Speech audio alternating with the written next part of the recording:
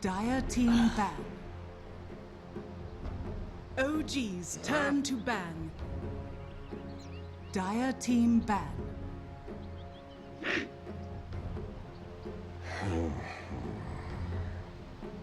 Dire team pick. Hello, ladies and gentlemen, and welcome back to the Boston Dota 2 Major. We're in the second day of group stage action, and it's only the first heat of the day. We do have 4 simultaneous games happening at once. It's a chaotic spree of Dota, and if you're a Dota fan, you should be loving every moment of it. Here over on Dota Major 3, we have iG.Vitality going against OG Dota, and, well, we're about to hop into game number 3. If you weren't around for game 1 and 2, game 1, convincing win by OG. It was an absolute stomp, but game number 2, IG certainly came to play. And now here we are, and wouldn't you believe it? It is a first pick Rubik yet again for iG.Vitality to help me break down this, what feels like utter nonsense but seems to be working out, is none other than professional Dota analyst Draskell joining me remotely. How's it going, Andy? You think I'm a professional? That's sweet. All right, we're into Dota now. Interestingly enough, Rubik is actually like the 5th most picked hero right now in the tournament. So he's gone from like no relevance to huge relevance. And I think a lot of it has to do with the fact that, you know, we're seeing Ogre, we're seeing self-sufficient heroes like Timbersaw, we're seeing Juggernauts, all these heroes that don't really need a frontline hero. And speaking of Juggernaut, there he is again. So we talked about the premise of having self-sustaining cores in the second game that allowed IG to have this Rubik and Bounty Hunter just run around the map and pretty much do whatever the hell they wanted. Even the Tidehunter joined in the party. Yep. And it worked out very well because just the amount of map pressure that they were able to put out, and OG couldn't find a hero to kill.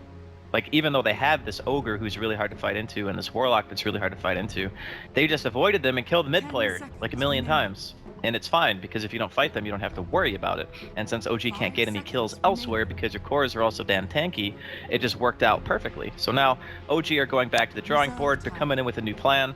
They go with the patented Shadow Demon Luna. I think we're going to see a bit of a different game here. Yeah, absolutely.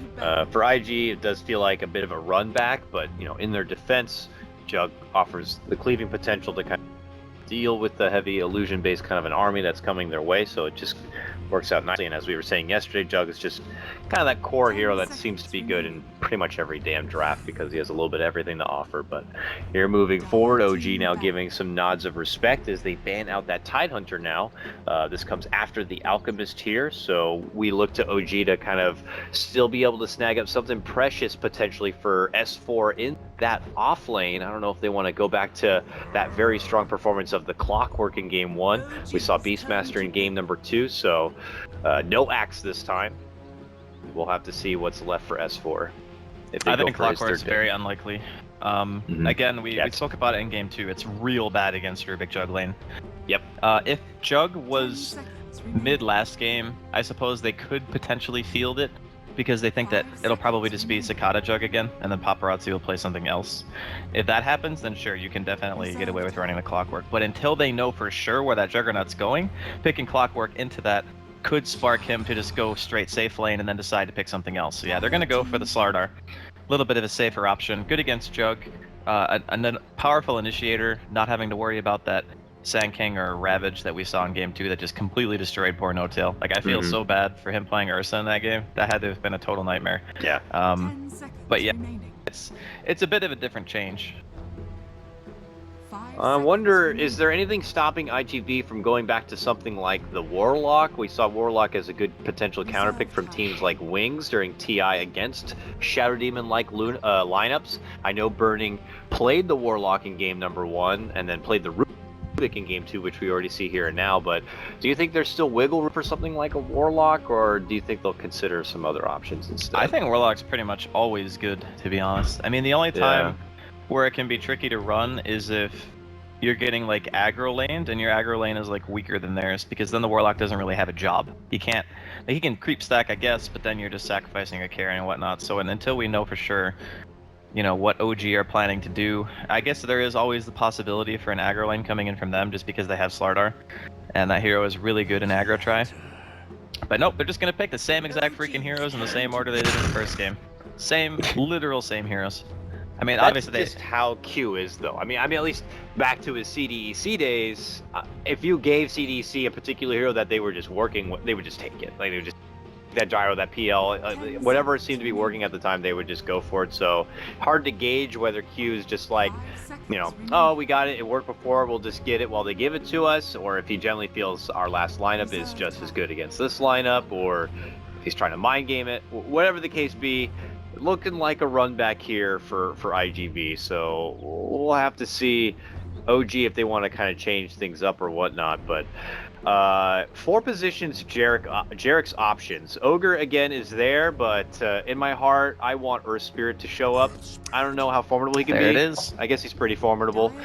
Jarek's is a god on Earth Spirit. I mean, I am a big fan. I don't care if people think that's disgusting. They used to think it's more disgusting when the hero was OP, but without question, he is the best player of this hero. He played him when he was first mega OP, when his pull was the stun and the kick was the silence.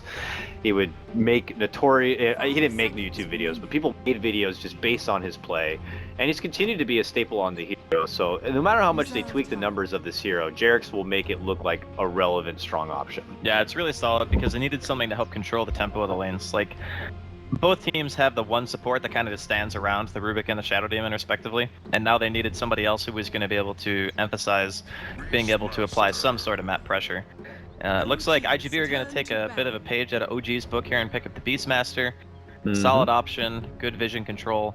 The way that iG played game 1, where they were moving around a lot and finding successful rotations between Bounty Hunter and Beast, you're going to have a ton of vision, like a ton, and getting caught out of position it's going to be tricky for OG, I think, to find the proper engagements against these types of heroes. But at the same time, they still have the illusion push potential.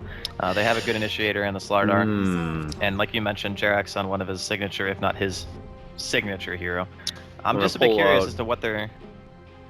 I was gonna say a very bold call for IG here in Tinker. Do you think a Tinker could work? Beastmaster, Bounty Hunter got tracked for the Rockets. Beastmaster obviously for the rotation power. Maybe you need some D-push. The only thing I would fear is that means they would have to probably put the Tinker maybe in the mid lane, obviously, but then Earth Spirit can roam on him, and Earth Spirit could just beat the shit out of Tinker, I guess. So that may have answered my own question, but that was the first thing that may have popped out to me. Tinker is actually not bad though, all things considered. When you have so much vision, like you have track to play off of, it's good for rockets, Beastmaster Hawk, you can just TP all over the place.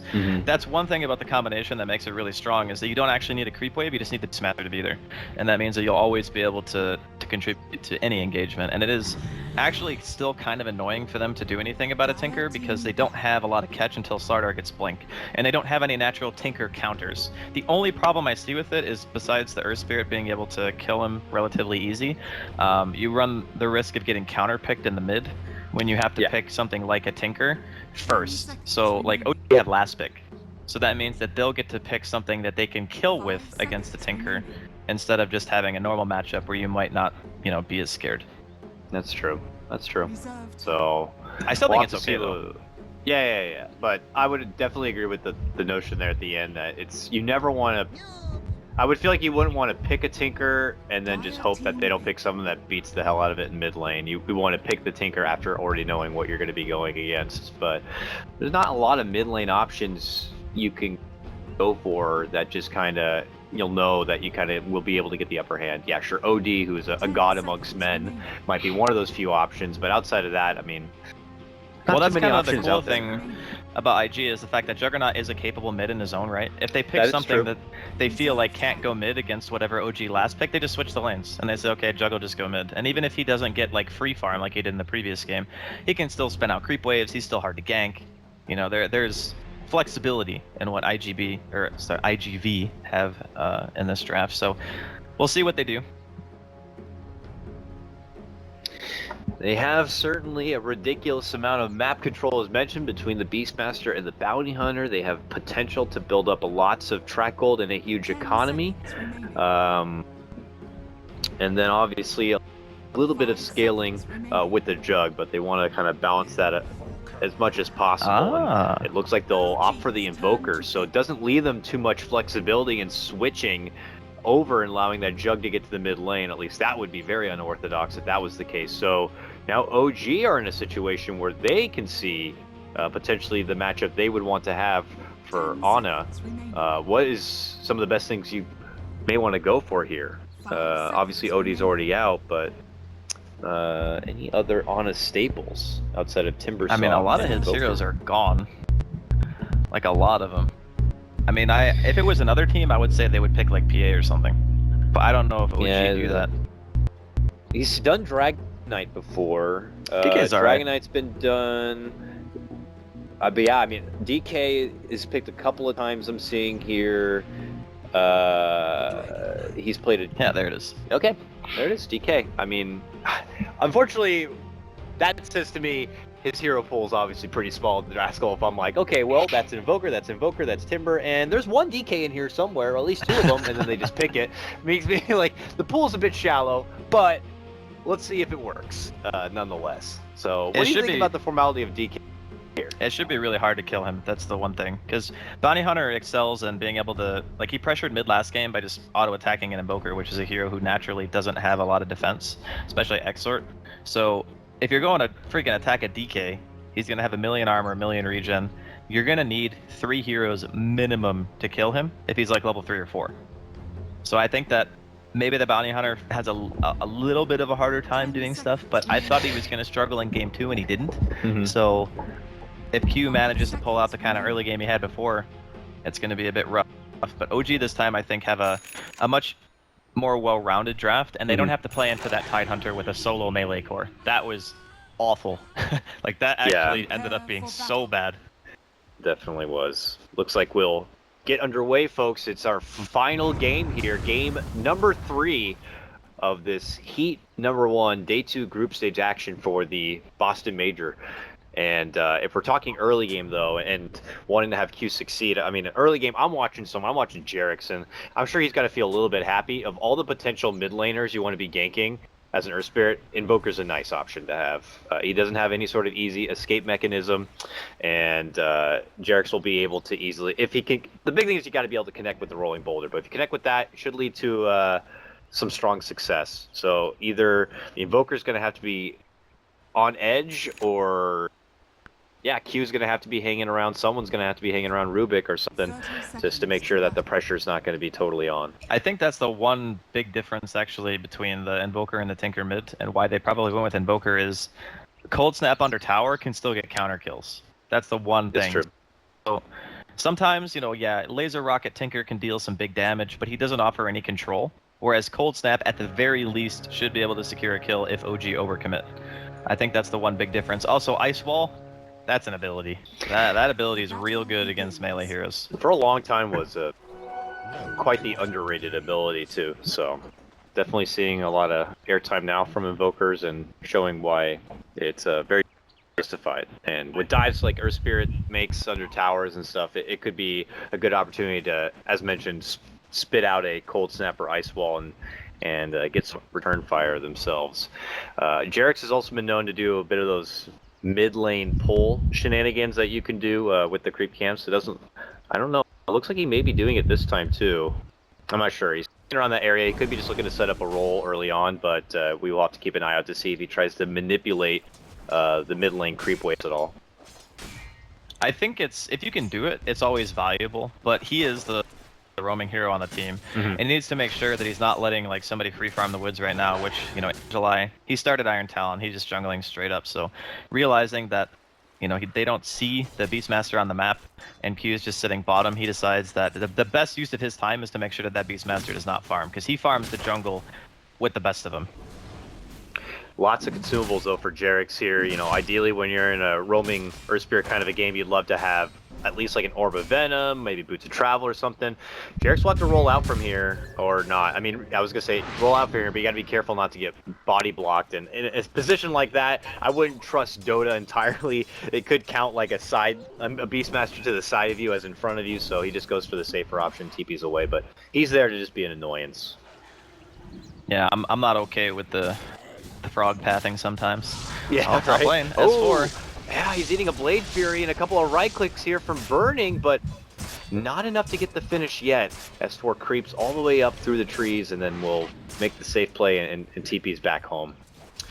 but ever under a bit of heavy harassment already. Him and Ana Sunstrike. Okay, good move forward. He must have saw Sakata looking to go for the cast and was able to adjust.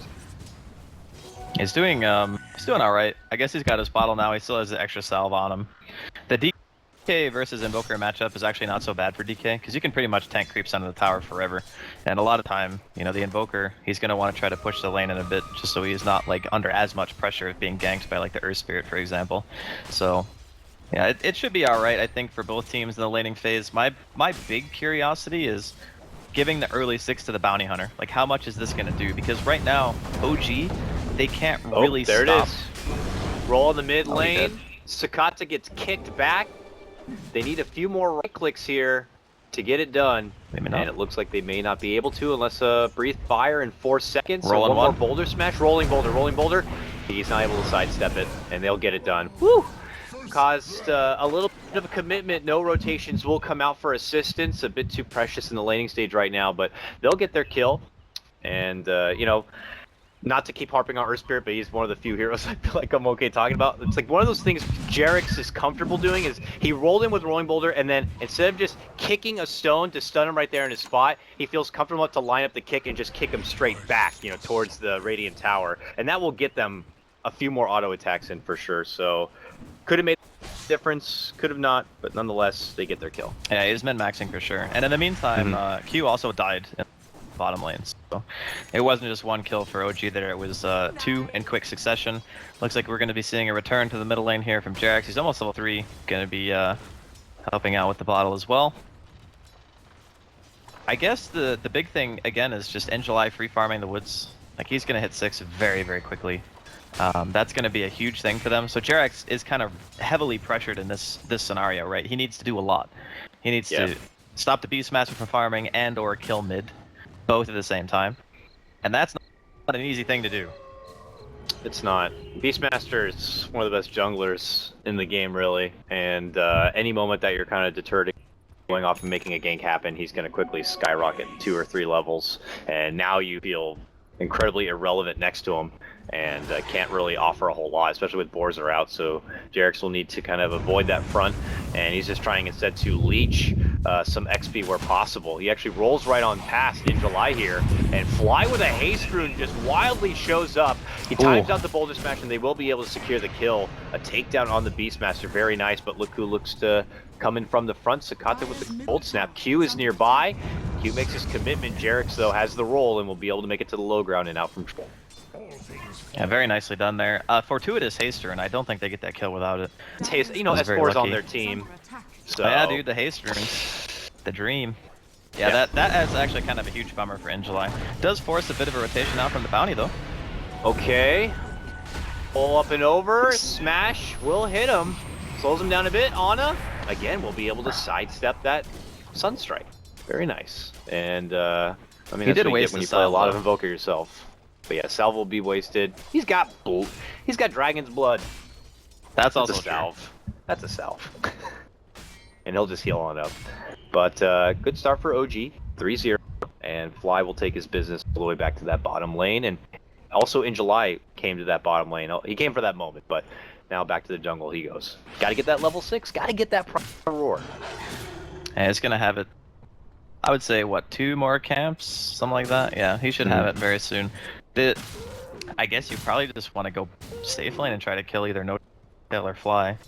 There is an Eclipse, but I think between the Bounty Hunter Shuriken and a well-placed Roar, they should be able to get that kill. Well, not looking to make any commitments yet at this moment. Q gets back into the lane here and then sports his own level 5. No-Tail has Eclipse up now, obviously no mana, or at least didn't have mana at that moment. Will not pull the trigger, obviously, on any sort of precious little bounty hunter.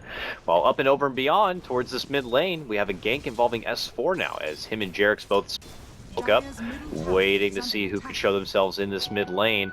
Invoker around, but he had been moving into the jungle to find the farm there. Burning shows himself behind the tower, and Fly immediately goes for the strike. The disruption leads to an easy rolling boulder, which leads to the kill. No-Tail also getting involved in this one. It looks like we could see a 5-man movement here. A follow-up on his Sakata with the help of the Eclipse. One more nuke will do it, and it's a double kill for No-Tail. Huge success already in the early laning stage. Back in mid lane, they're trying to get the jump on for Ana. They will get that kill. And as the Omni Slash comes out, they'll wait for his return. Paparazzi going to be bullied down.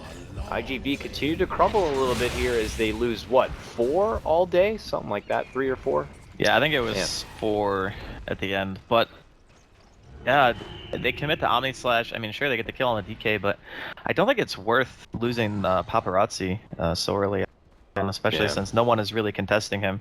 It's really nice to be able to get to this one item on Juggernaut and then start contributing to fights. But I guess they're feeling the pressure because, you know, Sakata's freaking level 5 and Ana's level 7.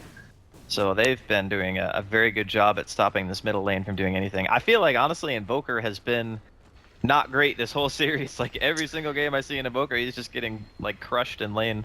And he's requiring way too much assistance from his teammates to be able to function.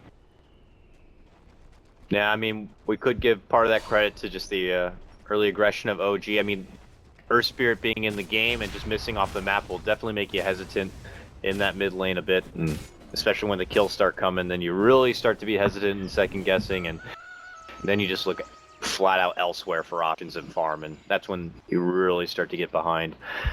Fly able to do some good work, takes out a nice ward. IG had tried to plant a bit on the offensive side to give him a little bit more intel. That will be taken away. But it's level 6 time here. We got Track online now. We got Primal Roar online now. This should be a big power peak for iG.Vit to make some kills happen and bring in some track money and try to even this game back up. We'll have to see if they can do it here. Scan does come out there from OG, but it's only towards the mid lane. But no action it yet.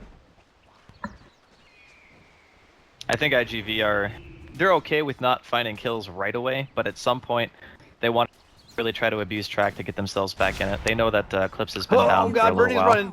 Can't get close enough for the telekinesis though. Even with track Still speed, makes it doing his away. fast, you know. It's got that cat, man. But yeah, it would have been nice if they could have gotten the kill. The problem is with Fly standing behind No Tail all the time is that your Roar Sunstrike combo is pretty much never going to land unless you wait for the disruption, I guess. You could try to like next level it and see if you can hit it that way. But I mean, being able to pressure the tier 1 and potentially get the tower with the help of Paparazzi who TP'd bottom should be enough. They're going to eventually just go for the tier 1 for tier 1 trade. The classic, as we see in Dota 2. No one defends their safe lane towers, man. They freaking hate their safe lane. Let that thing die. They're like, you know what? It's gonna happen eventually. Just take it, but promise me that I can take yours too. Is that cool? Okay, great. And it's just been a mutual agreement ever since. But this opens up the jungle for both teams. I would give the advantage to OG. They actually already have had some pretty deep wards here planted in the IG jungle. So now with this tower going down, pretty much the top lane is open to them to be able to kind of take the farm or at least scavenge through. And with the way they're drawing on the map, that could be something they look to go for here. But actually, Jarek's all the way to the bottom lane. This comes after iG.Vit take their own tier 1 in the bottom. They're still pushing forward here. I mean, you got Beastmaster, so you got to feel pretty good that you can push pretty fast. Let's see if OG come back to respond, though. I think they want Jarek to level 6 before they fight. Like, fighting in the healing ward without magnetize or anything to like equalize that amount of damage that's being healed up, it's really difficult. So he's trying to just pull the creep wave off the tower, buy time. The tower will probably eventually drop, considering they haven't TP'd too much back. Okay, there's one more. Looks like No Tail's TP and S4 walking in will be enough to scare the rest of iG.Vit off, but they really need 6 on this Earth Spirit. I think the Tome, did he just buy it? I think it's going back to base for the Tome. There we go. Yeah, there it is. So when he hits 6, they might go for a smoke or something and try to fight around the Eclipse and the Magnetize together. That's a really strong power spike. The next one is obviously S4 getting the blink. Yeah. And there's that level 6. Magnetize online. And a good time to fight if you are OG. But same big ultimate's also available on the side of IG for this one here. So we'll just have to wait to see what is going to be the trigger point. S4 flexing some muscles here in the mid lane as he dishes out the amp damage. Not a friend of Bounty Hunter. But Bounty Hunter is going to be able to get out what looks like his arcane boots. So he'll grab that up. So now the track is really costs nothing at all, and he should be able to continually get out that bit of intel across the team and that opportunity to bring in the money. Paparazzi farming through some ancient camps. Already has his Blade of Alacrity here. Any particular build you'd like to see coming out for the Jug in this particular game? Is this a trusty build into a Yasha for the farm? I think it was... He went was it Diffusal last last game. game. We saw the Jug go Diffusal It'll be first. the Yeah. I thought it was going to be the same, but he actually is going for the Yasha. I was going to say Diffusal's pretty good against their team. Gets rid of the silence from the Earth Spirit, gets rid of the amplify damage it's as well. magnetized too. Yeah. But yeah, opting for the move speed, farm speed, this go around. Now they smoked up, they head all the way to the bottom lane. Ana is nearby. Q is able to scout him out, but that game sense is he is waiting way back behind the tower. Very hesitant to show himself in the lane as iG.Light confidently moves on forward. OG, I don't know, looks to be sacking this tier 2 altogether. Happy to kind of just play the farm game for now. Radiant's bottom tower has fallen. I mean, if you're going for the Yasha build on Paparazzi, you do kind of want to farm a bit more. Yasha is great for mobility inside of team fights, but first and foremost, it is a great farming item. The mobility, get from camp to camp faster, get that attack speed, the damage. I kind of assume he's going to go Manta Diffusal build this game, because it's just really freaking good. Adding multiple ways of dispelling yourself against OG is great. Yeah. But I think that farming is like... So you're farming until the starter gets a Blink Dagger, and then once the starter has a Blink Dagger, you're relying on mainly your vision control to stop that hero from being able to get anything done. They are going to go for a very early Roshan. They got the book 1. I don't think that OG... they are going to smoke. Maybe they are privy to they this. They just got the armlet, and maybe that was it. They're like, okay, armlet, let's go. So we'll see what kind of setup they have. All the ultimates are up now. No, it's already dead. Like it's actually just dead. Both is gone. Okay, well, there's that. Alacrity and company with Beastmaster really makes it no work at all. OG, though, still heading that way, looking to see if they can catch anyone on the way up. It's iG.July, heading towards the top of the staircase, but they'll take out the ward just as fast as it was planted, and knowing they want to chase iG.July any further, because easily at risk of jumping into an iG.V trap. So separation as they go, and iG.V will claim the Aegis. Is this a farming Aegis, you think, on their side? Or is it, wait it out a bit, last 2 minutes, let's try to finish out the tier 2s mid and or top? I mean, I think that they do want to fight. I don't think that delaying the game is necessarily going to be great for them. Like, DK scales alright, Luna scales phenomenally. You have the Shadow Demon illusions to deal with during a late game. Don't have the best wave clear either. Oh god, that Beastmaster. Just ate a freaking solo clips to the face, manages to walk away. But yeah, I do think that iG.V want to fight. Oh, they want to make something happen here on the bottom. No-Tail was able to TP away, but Fly is spotted and now gets hit with the slow. The track move speed is there. Sunstrike will get the last finish. Sakata picks that one up, and track money in the pocket for them. Swing and a miss on the stun, but connecting with the silence. Q has to run. Jerix has 3 stones to refresh this ulti. Should be able to do it. Oh, this is the boulder smash. One more stone, though. That should be the kill. And they'll keep following to get the XP. So at least a 2-for-1 trade at the end of the day for OG. Radiant's top tower Yeah, is Earth under Spirit, attack. man. Still a pretty good hero, turns out. Yeah. It's Yeah, just Magnetize crazy. is good if you're able to, if you have plenty of stones and you can extend its duration, it's ridiculous. But anything can take it off now. It's too early in the game to have anything to take it off, but Mules, Lotus Orb, Diffusal. Later game is when Magnetize feels kind of like a tickle aura, I guess. It does fall off very quickly, but I mean, he's more or less done his job already. Like, having the early game rotations, being successful, creating space, like, now anything else he gets done is just icing on the cake. The rest of the heroes on his team are starting to come online. We see the Blink Dagger for S4 now. They're not so reliant on him having that crazy influence, which, a couple of well-placed boulder smashes in a fight is still good. Oh, for sure. A well-placed silence. The utility's there, but the next time he gets to have fun in a game like this is not until We're you talking actually get a lot about of next farm. game. Next and game you he has get fun. well, you get Agnum Scepter. That's when you have fun on an Earth Spirit. Okay, true. You can get Blink Dagger, Agnum Scepter, and Jerix is one of the players that would do that. The jump in the base, stone someone, kick them out from the base, and now you're away from your team and your family and everything you love. Yeah, that's when things get fun, but rarely nowadays you'll get to a late enough game to see stuff like that. But who knows? It's Dota after all. 8-2 now. It's still advantage for OG as we approach the 16-minute mark, and iG.V still with that Aegis. in the pocket of Paparazzi here, looking to utilize its strength to kind of at least get some more money in the pocket. Tier 1 top lane's got to go, and there will be no defense from OG to stop him. Yeah, that makes sense. You don't want to fight into this. You really want Paparazzi's Aegis to disappear before you even try to go for a fight. The other thing too is they commit a Dragon farm. So unless OG are TPing back like immediately, okay, they already have a couple of people there. Looks like No Tail's going to be in front. But yeah, they need to be very careful because he pops the DD as well. He might be Rotations from both sides here. Ana caught up in arms now with Paparazzi, but then S4 makes his own jump in. Beautiful set of stuns comes out. Jarex commits the Magnetize, but they already had died, so it's not going to catch on to anyone there, and he'll just eat the Omni Slash and get shredded apart. And over on the other side, they were able to take down the Invoker, so it turns into a 2-for-2 trade at the end of the day. We'll look at the fight recap to get all the full numbers there, but it looks like an advantage slightly for iG.Vit. Probably due to the track money. Yeah, it's all track hold. It's the whole reason.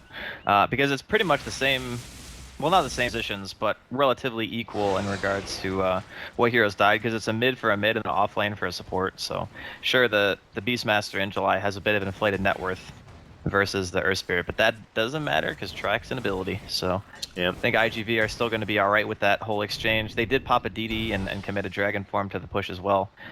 And they did manage to utilize the Ace. Paparazzi actually got it popped off before he before it faded. So all things considered, I think that the IG got what they wanted out of that. And now they can comfortably move back and get back into work with the farm here. Manta now done on Paparazzi and still holds that one blade of Alacrity. So we foresee that becoming a diffusal, I'd imagine. And then his damage begins to really ramp up here. I also saw another item pickup. I believe it was the Blink Dagger. Yeah, Blink Dagger onto Ana for his DK. So Blink and Armlet now. You get that insta lockdown, insta stun initiation. Pretty damn viable tool here. We'll have to see if OG wants to put it to work right away or not, but nonetheless, does add a lot to Dragon Knight's mobility. Yeah, it's great for when you're pushing. Because if, you know, a lot of times people will rotate 1 or 2 heroes back to defend a tower, similar to what OG did when iG.Vit were pushing his 5. And when you have the Blink DK, those first few heroes that rotate in, if they're out of position, you just blink in and get the donk, you get the Dragon Tail, and they're just dead. And most of the time, the enemy team won't be fast enough if they haven't already started TPing. Smoke movement here from iG.Vit as they head right towards the top part of this mid lane, and Arcane Rune is going to get snagged up. And then they roll on in. Huge boulder smash onto 3, a roll in 2, and with the jump in from Ana, they look to shred them apart. Magnetize also going to get big connection on that one. Paparazzi to go down, and they already hit up Q with that Magnetize. That could connect and reset the cooldown, and it will. He is going to be set to bird part, and it's quickly a 4-man takedown from OG just like that. S4 getting the double kill there at the end, but my goodness, OG have opened it up. They saw, how did they see that movement going up into the ancient camp right there to kind of set the whole thing up? The smoke broke because there was a defensive disruption on the Luna, but it still counts as your hero existing there. So they saw burning straight away. And because they saw burning and they had high ground vision, because for whatever reason, defensive disruption doesn't take away vision, they saw it, and he just got a boulder smash and heroes. Ana instantly blinks in, Dragon Tail's another, and then they're just dead. Like, that's it. The fight's already over at that point. You can't recover from that bad of an initiation. Choke point fighting is something that OG's lineup just really thrives on. Multi-man crushes, multi-man boulder smashes with grip, follow-ups. It's 3-man stun, 3-man silence, Magnetize on top of it. Eclipse, like, yeah, I mean, IG obviously went in that thinking that they were going to be under the shadow, but unfortunately for them, spotted out leads to that kind of destruction, and now we see OG. Even though the kill score, you know, if you're newer to Dota and you're looking at the kill score up and above and you're seeing 14-4 and you're thinking this is a lopsided game, this is just OG taking the net worth advantage back, and this puts them at about a 3K net worth advantage. So they're back in the game right now. I wouldn't say they're like way up and above and beyond. It's still anyone's game, but that is definitely the fight OG had needed. Really, you know, make sure they still establish their own dominance. Yeah, I was extremely fortunate because at first I thought that the disruption was going to end up getting No Tail killed, because if there was no there's no defensive disruption, then you just get roared and die instantly. There's no save. But due to the smoke breaking and Jarex with a quick reaction along with Ana, they were able to turn it. And now at mid lane here, pressure continues from iG.Vit as they hope to get the finish. But it's continued disruption and Lunas and pushing out. It ain't gonna be easy. Double back into what looks like a smoke setup. Someone's got a smoke, right? Oh, it's in the stash of Jarex, but no, okay, they do have one on hand. Now they're going on in. Smoked it pop. Q's nearby. S4 doesn't seem to care. They'll run right through it. And I mean, there's not much else you can do, was right? the only one who's popped. You can use this for posturing, and you could potentially try to go for Roche because you had amp. They're gonna just amp the boar though, so they can see it. Yep. And they'll be able to drop a it's ward a good here play at the from side Q. jump. Yep, he's hanging around bottom lane, and we'll be able to kind of be the blanket here for Burning, who's farming through the bottom. I believe last game he was able to farm up into a Blink Dagger, so possibly looking to do the same here on his Rubik. Still a lot of good stuff to steal in this one, so looking to be able to get in the best position possible to do so. Got to get out there fast though. Ana's en route. Okay, Ana blinks in, but Burning did not rush back, so he was able to TP out safely. So things are going to be stalled out a little bit longer here. As Roche is up, I'm sure both teams will have their eyes on it here, but IG are going to be taking the first initiative, it looks like, all the way to this bottom lane. A good fight here could lead to a successful high ground push, maybe a buyback or so, and then they could always double back to that Roche and get it there. Yeah, this is tricky. I think both teams recognize there's probably going to be an engagement before Roshan is allowed to happen. Mm-hmm. Jarex has a Blink Dagger now. Ooh. Quickly blink backing out as Q was making his approach, but they'll kind of stay their separate ways, it would appear. IG have been able to kind of take over the OG jungle. It's very dark and scary, so OG are just going to keep their presence up here towards the mid lane and towards the I mean, I think IG actually side pushed of faster than OG. I'm actually almost certain they do. They're going to be forced back, yeah. Alacrity and Beastmaster certainly can make an argument Dragon for that. Tail? Jump in crush, nuke, and that's a quick and dead paparazzi jug. It looks like Jarex was jumping in, but he gets quickly taken apart too. A 1-for-1 trade. Burning going to be going down. OG on the roll forward here, quickly claiming the lives of two, and they're not done yet. And July goes down just as fast, man. With that ridiculous amplified damage, he really doesn't stand a chance. Ana claims a triple kill. Here, one of the lone survivors along with Sakata, who was not even really involved, as he sent himself back up to the top lane. OG now recognized the opportunity to move into the pit and duke it out with Roche, where S4 obviously is going to help things out with the help of that amp damage. They should be able to take it out nice and fast. Man, that crush landing was so unfortunate for Paparazzi. Like, if he gets spin off, there's no way he dies. But he got crushed because he wasn't expecting the blink in, and then there was another blink in the Dragon Tail. And when he was amped, like under the tower and no Manta style, he just had... There was no way he was getting out at that point. And Sakata just like instant TP'd out. He's like, screw this. This fight's over. My Juggernaut's dead. I'm out. And that is definitely the right call in that situation. But yeah, Roche going the way of OG. I mean, was it the right call to make from iG.Vit? Just, you know, they were rummaging through OG's woods, and then, I don't know, they just kind of settled on the idea for pushing. No, but pushing they decided, was correct. Oh, let's just push. Pushing was definitely correct because they pushed way faster than OG. Like, way faster. So in that situation, you're forcing enemy team to come to you, and that's what you want. You want OG to use all their teleport scrolls and go back to base, because then you can... oh yeah, that's a dead guy. But you can force them to move the way you want them to. That's always ideal in a Dota game. The problem was the execution of the push. Paparazzi getting caught out by a stun. That's what ended up being unfortunate for them, because they don't have any defensive measures for a blink stun, right? There's no glimmers, there's no force staffs or anything like that. It's just if you get stunned, you're dead. So that's just the nature of their lineup currently. And S4 want to recognize and take advantage of those opportunities when opponents maybe just kind of, I don't know if they're shaking up for a moment or picking their nose for that moment, but he seems to find that window where he can jump in and make that kind of an impact here, and does it already in this game number 3 in July, hanging out near the side shop. And speaking of the devil, it's S4 who shows up with that crush, hit with a nuke and a couple of glaives, and that is quick work by No Tail. Man, butterfly in hand, and, you know, obviously always in hand with full Fly. If Fly ever gets off that Soul Catcher appropriately, like, this Luna just does utter destruction to anything in her wake. Yeah, amp plus soul catcher. Ouch. That's big ouch.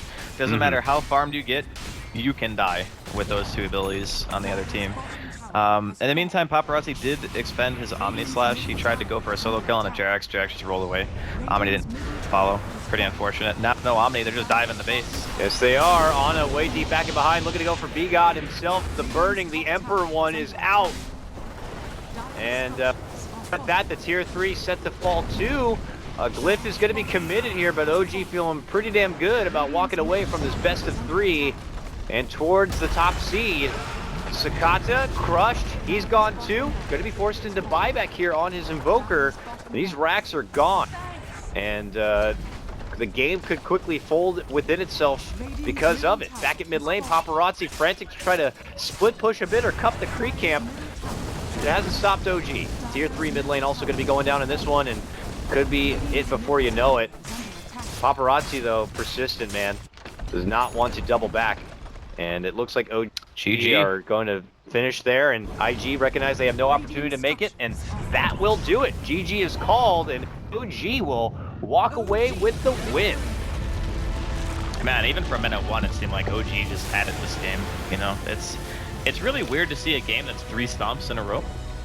It's like OG stomped, then IG stomped, then OG stomped again.